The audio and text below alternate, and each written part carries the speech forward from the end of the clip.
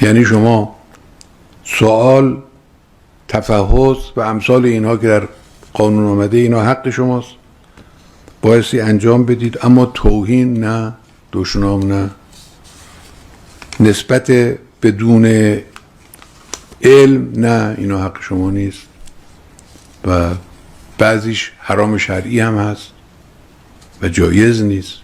یعنی بنابراین تفکیک کنید بین اون چه که وظیفه شماست و اون چه که ممنوعه برای شما.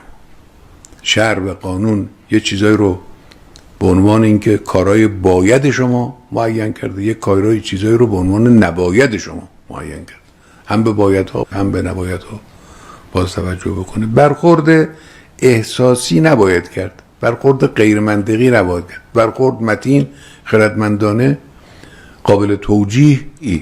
گاهی هستش که شما حرف طرف مقابل رو 100% قبول ندارید، یعنی 100% رد میکنید، هیچ اشکالی نداره، لکن باید جوری نظر و همین رأی مخالف ادا بشه که کسی که از بیرون مجلس رو نگاه میکنه ببینه حق با شماست، یعنی با متانت و با خرد.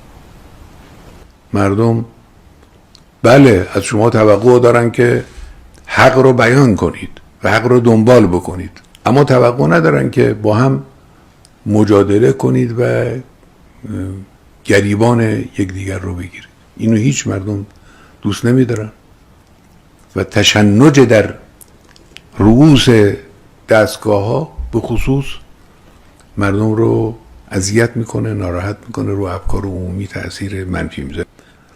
خب این نشون دهنده این است که اینا به جد تصمیم گرفتن که همه امکانات تبلیغاتی خودشون رو هم وارد میدان کنن، علاوه بر امکانات اقتصادی امکانات اینجوری رو هم وارد میدان کنن. خب تو این شرایط تکلیف ما چیه؟ تکلیف ما اتحاد داخلی، انسجام داخلی.